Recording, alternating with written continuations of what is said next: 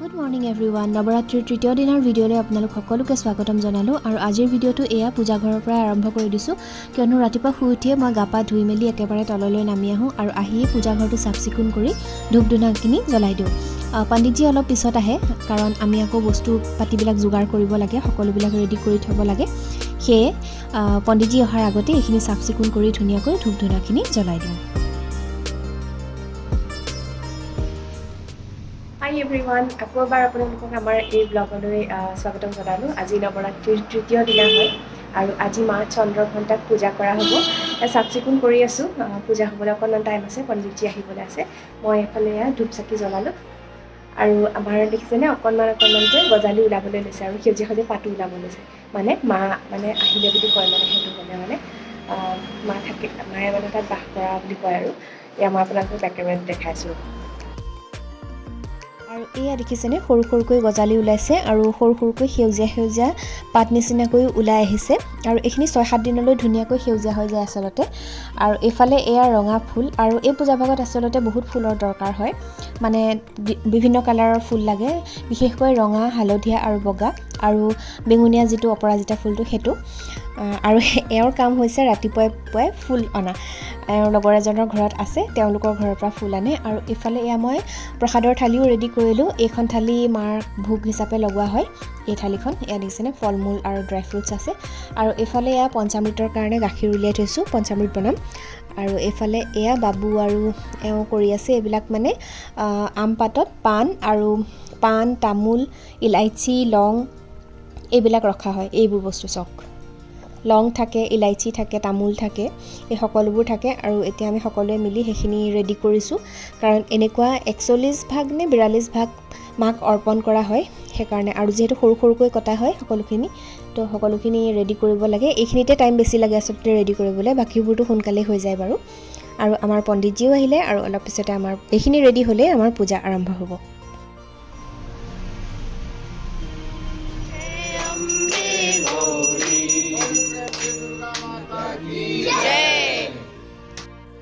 আৰু এয়া হৈছে মাৰ আৰতি। পূজা হৈ যোৱাৰ পিছত আমি সকলোৱে এনেকৈ আৰতি লওঁ। আৰু ফাইনেলি তৃতীয় দিনৰ পূজা, মানে দিনৰ পূজাভাগ শেষ হ'ল। আৰু এতিয়া অকণমান ইভিক লৈ চাদৰ ওপৰলৈ আহিছোঁ, কাৰণ এজনী দিনটো ভিতৰতে সোমাই থাকে, সেইকাৰণে অকণমান এই চাদৰ ওপৰলৈ তাইক উলিয়াই আনো, গধূলিহে তললৈ নমাই নিয়া হয়।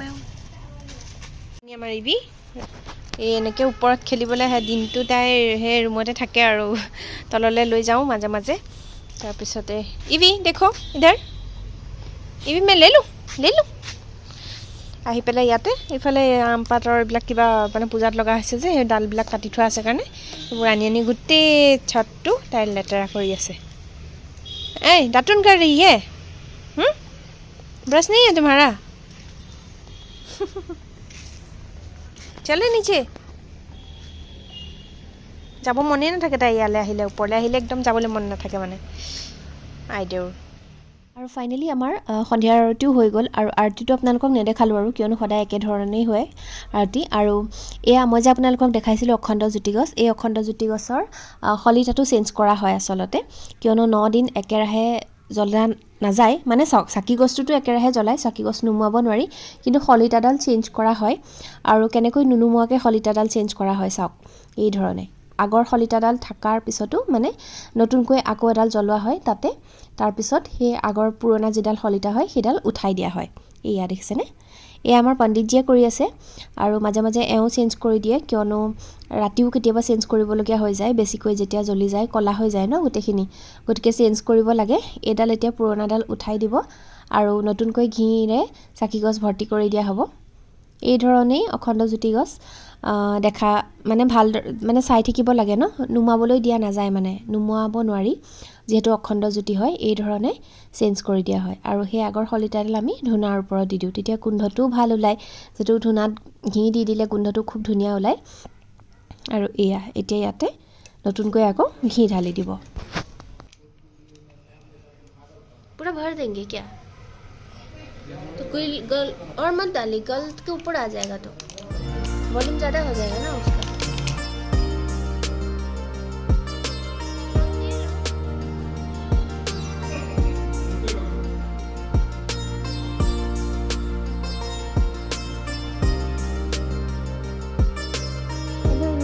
আজি আকৌ ডে 4ৰ ভিডিঅ'লৈ আপোনালোকক স্বাগতম জনাইছোঁ আৰু এই ভিডিঅ'টো কম্বাইন কৰি দিছোঁ ডে 3 আৰু ডে 4 একেলগে যিহেতু আপোনালোকৰ লগত শ্বেয়াৰ কৰিম दालचीनी डाल दिए नहीं दालचीनी नहीं पड़ता है बोल दो बता दो दालचीनी मैंने गलती से बोल दिया ना दालचीनी नहीं पड़ता बाकी सब पड़ता है लेकिन जैसे मीठा पान में रहता है वही है उसमें अलग अलग चीज़ भी पड़ता है जैसे ये धागा हो गया सूता मैंने सूता वो कपड़ा है हाँ वही कपड़ा है मतलब सूता है धागा से ही तो कपड़ा बनता है ना लौंग इलायची दही हल्दी सिंदूर अबीर फिर और अक्षत है अक्षत मीन्स चावल जो कलरफुल चावल है वो है मैंने चाउल कालार কৰি থোৱা চাউলখিনি কথা কৈছিলোঁ যে সেইখিনি আৰু কি আছে বেলেগ তামোল আছে তামোল पान हाँ लौंग इलायची वही मैंने कल दालचीनी बोल दिया था ना दुबरी बन আছে या सब दुबरी बन আছে ইয়াত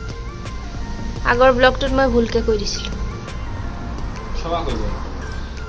আৰু আমাৰ পণ্ডিতজি छोटा पंडित जी ভালকে কোৱা ফটো আমি কৈ নকবা মানুহে তাকে ক'ব বুলিব ফটো আমাৰ বাবু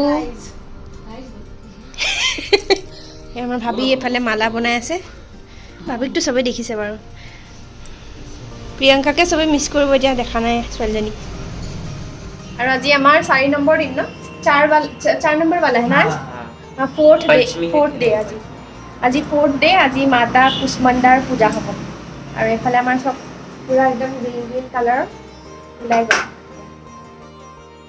এই আসক পুৰা একদম সেউজীয়াকৈ ওলাই আহিছে দেখিছেনে এইখিনি 6 নম্বৰ নহলে মানে ষষ্ঠী নহলে সপ্তমীত চাব পুৰা একদম মুখ হৈ যাব আৰু এয়া এনেকৈ গজিলে মানে মাতা আহিলে বুলি কয় আৰু এটো মানে আচৰিত কথা নহয় নে পথাৰত সিচুতে কিন্তু কিমান দিন লাগে দেখিছেনে কঠিয়াটো সিচুতে কিমান দিন লাগে আৰু ইয়াত দেখিছেনে 3 দিনতে মানে 4 নম্বৰ দিনতে সেউজীয়া হৈয়ে গ'ল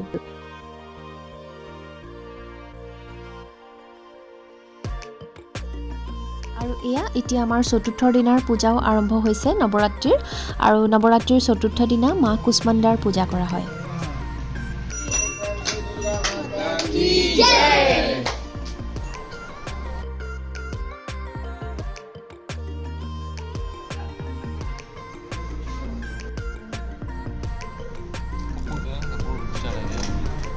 আৰু আজিৰো আগবেলাৰ পূজা হৈ গ'ল আৰু এতিয়া এয়া সাবুদানা আৰু মাখানাৰ ক্ষীৰ বনাই আছোঁ এওঁ কাৰণে আৰু ভাবিয়ে এফালে বনাই আছে ব্ৰেকফাষ্টত মেগী মানে যিহেতু সোনকালে হৈ যায় ন তো বাচ্চাবিলাকক মেগী দি দিব আৰু আমি এয়া চাহ খাবৰ কাৰণে চাহ তুলি দিলোঁ মই আৰু এফালে এয়া এওঁলৈ মাখানা আৰু সাবুদানাৰ ক্ষীৰ বনাইছোঁ ইয়াৰ ৰেচিপিটো মই দি থোৱা আছে আপোনালোকে মোৰ আগৰ ভিডিঅ'ত গৈ পেলাই চাব পাৰিব খাবলৈ বহুত ধুনীয়া হয় এইটো আৰু এফালে এয়া পিঁয়াজ নহৰু নিদিয়াকৈ মেগী বনাই আছে ভাবিয়ে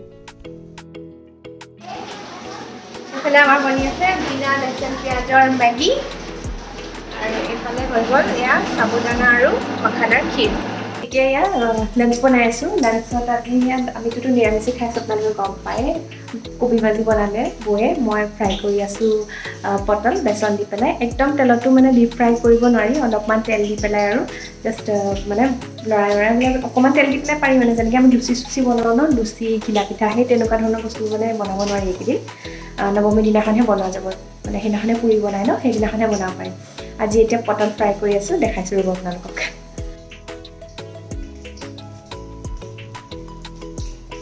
এনেকৈ মানে কম তেলত পাৰি বনাব কিন্তু সেই সৰহ তেল দি পেলাই যেনেকৈ আমি বস্তু ফ্ৰাই কৰোঁ ডিপ ফ্ৰাই কৰিব নোৱাৰি মানে এনেকুৱা চেলো ফ্ৰাই কৰিব পাৰি আৰু সেই মানে ডিপ ফ্ৰাই কৰা বস্তু মানে যেনেকৈ পকৰি চকৰি সেইবিলাক বস্তু মানে আমি নৱমীৰ পৰাহে বনাব পাৰিম কাৰণ নৱমীত পুৰি বনোৱা হয় ন সেইদিনাখনৰ পৰাহে মানে বনোৱা যাব আজি এনেকৈয়ে আৰু ইফালে মই পটল ভাজি আছোঁ বেচন দি পেলাই তাৰপিছতে মগু দালি বনাই থৈছোঁ একদম মই ভাজি থৈছে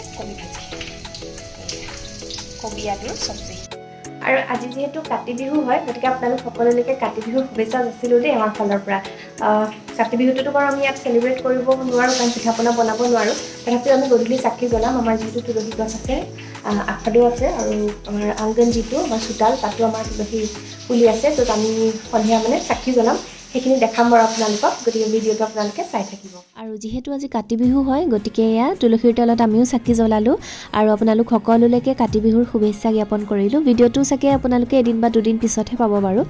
আৰু এইফালে এতিয়া আমাৰ আৰতিৰ কাৰণেও ৰেডি কৰা হৈছে, সন্ধ্যা আৰতিৰ কাৰণে। আৰু এয়া মই চাকি ৰেডি কৰি ৰাখিছোঁ। আৰতিৰ পিছত গেটত কেইগছমান চাকি জ্বলাই দিম তুলসীৰ, আৰু তুলসী আছে আগফালেও তুলসী গছ আছে, সেইফালেও লগাই দিম। যিহেতু কাতি বিহু হয়, গতিকে পিঠা পনাটো বনাব নোৱাৰোঁ বাৰু, এনেকৈয়ে কৰি দিম আৰু।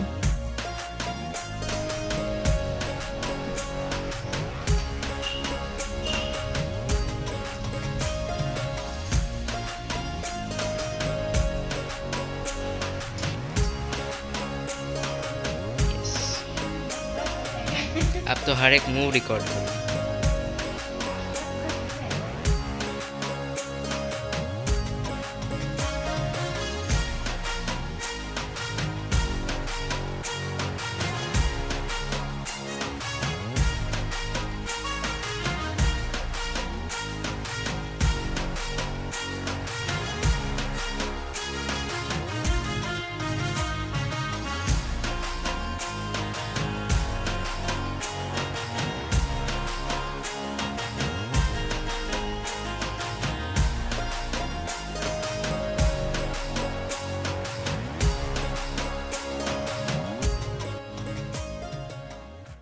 আৰু ফাইনেলি মোৰ চাকি তাকি জ্বলোৱা হৈ গ'ল আৰু আমাৰ সন্ধ্যা আৰতিও হ'ল। আৰু এতিয়া আহিছোঁ এওঁৰ কাৰণে সাবুদানাৰ খিচিৰি বনাবলৈ, কাৰণ এওঁ যিহেতু নৱৰাত্ৰি ব্ৰতত আছে, মই কৈছিলোঁ আপোনালোকক এওঁ 9 দিন ফলাহাৰ কৰিব, আৰু সেইকাৰণে মই এয়া সাবুদানাৰ খিচিৰি বনাইছোঁ। আৰু এইটো আচলতে খিচিৰিৰ নিচিনা নহয়, মানে চাউলৰ যিটো খিচিৰি হয় সেইটোৰ নিচিনা নহয়, পোলাও টাইপত হয়। আজি মই পনীৰ দি পেলাই বনাইছোঁ। আৰু মই সাবুদানাৰ খিচিৰিৰ ৰেচিপিটো অলৰেডি মই চেনেলত আপলোড কৰিলোঁ, আপোনালোকে চোৱা নাই যদি গৈ পেলাই চাব পাৰিব, মই ডেছক্ৰিপশ্যনত লিংকটো দি দিম বাৰু। আৰু এয়া আপোনালোকে এনেও ঘৰত বনাই খাই চাব পাৰে, বহুত টেষ্টি হয়। আৰু আজি মই আপোনালোকৰ লগত আৰু এটা ৰেচিপি শ্বেয়াৰ কৰিম, পনীৰৰ ৰেচিপি, যিটো মানে আমি নহৰু পিঁয়াজ নিদিয়াকৈ বনাম। আৰু তাৰ কাৰণে মই এয়া আদা আৰু বিলাহীৰ পেষ্ট বনাই লৈছোঁ। ইয়াতে দুটামান ইলাইচি দিছোঁ, ডালচেনি দিছোঁ আৰু জিৰা দিছোঁ। এয়া মই পেষ্ট বনাই লৈছোঁ। আৰু এইফালে এয়া পনীৰ কাটি লৈছোঁ এনেকৈ। এখন কেৰাহীত মই অলপমান ৰিফাইন তেল দিছোঁ, আপোনালোকে ইচ্ছা কৰিলে মিঠাতেলো দিব পাৰে। আৰু তাতে মই 1 চামুচ গৰু ঘিউ দি দিছোঁ। গৰু ঘিউ দিলে পনীৰৰ টেষ্টটো ভাল হয় আচলতে খাবলৈ, সেইকাৰণে মই গৰু ঘিউ দিছোঁ। আৰু ইয়াতে মই এতিয়া পনীৰখিনি অলপমান ভাজি ল'ম, মানে একদম ৰঙা কৰি নিদিওঁ, অলপমান ব্ৰাউন কালাৰ হোৱালৈকে মই ইয়াত অকণমান ফ্ৰাই কৰি ল'ম।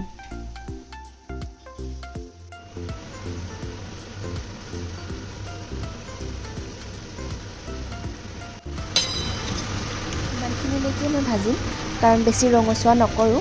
আৰু এতিয়া মই এয়া কাঢ়ি লৈছোঁ, আৰু তাৰপিছতে পনীৰৰ মছলাটো ৰেডি কৰিম। আৰু পনীৰ ভজা তেলখিনিতে এতিয়া এয়া ফুৰণ হিচাপে লং, ইলাইচি, ডালচেনি দিছোঁ আৰু অকণমান চেনি এড কৰি দিছোঁ, কাৰণ পনীৰটো অকণমান মিঠা মিঠা টেষ্টটো আহিলে খাই ভাল লাগে যিহেতু। আৰু এয়া লৈছোঁ মই কস্তুৰী মেথি, এতিয়া মই সেইখিনিও ইয়াতে দি দিছোঁ। ইয়াতে প্ৰথমতে দি দিলে মানে কস্তুৰী মেথিৰ টেষ্টটো আহে। আৰু এয়া যোনখিনি মই পেষ্ট বনাই থৈছিলোঁ, বিলাহী, লং, ইলাইচি, ডালচেনি আৰু জিৰা দি পেলাই, আৰু 2টা জলকীয়া দিছিলোঁ, সেইখিনি এতিয়া ইয়াতে দি দিছোঁ। আৰু এইখিনি এতিয়া ধুনীয়াকৈ ভাজি ল'ম, মানে যাতে বিলাহীৰ কেঁচা কেঁচা ভাৱটো নাইকিয়া হয়, তেতিয়ালৈকে মই ভাজি ল'ম। মই সেইখিনি দিয়াৰ উপৰিও আৰু এটা বিলাহী পেষ্ট কৰি দিছোঁ, কাৰণ যিহেতু বেলেগ মছলা নাই, মানে পিঁয়াজ লচুনটোতো দিয়া হোৱা নাই ন, সেইকাৰণে দি দিছোঁ। আৰু মই বিলাহীত আদাও দিছোঁ দেই, মই ক'ব পাহৰিয়ে গৈছিলোঁ, আদাও দিছোঁ পেষ্টটোত। এইখিনি দিয়ে এতিয়া মই গোটেই এই পেষ্টটো ধুনীয়াকৈ সিজালৈকে ভাজি থাকিম। আৰু এয়া 1 চামুচ হালধি দি দিলোঁ, 2 চামুচ দৈৰ লগত মই এয়া 1 চামুচ ৰেড চিলি পাউডাৰ আৰু 1 চামুচ ধনিয়া পাউডাৰ এড কৰিছোঁ। আৰু এইখিনি ধুনীয়াকৈ মিক্স কৰি ল'ম। আৰু এইখিনি এতিয়া মই সেই বিলাহীৰ পেষ্টটোত দি দিম, কাৰণ পনীৰৰ গ্ৰেভিটো তেতিয়া অকণমান ডাঠ হ'ব, সেইকাৰণে মই এইখিনি এড কৰিছোঁ। আৰু এইটো দিলে, দৈটো দিলে এনেও খাই ভাল লাগে। আৰু আপোনালোকে ইচ্ছা কৰিলে কাজুৰ পেষ্টটো দিব পাৰে, কাজুৰ পেষ্ট দিলেও ভাল হয় খাবলৈ। আৰু এতিয়া এইখিনি ধুনীয়াকৈ মই মিক্স কৰি ল'ম।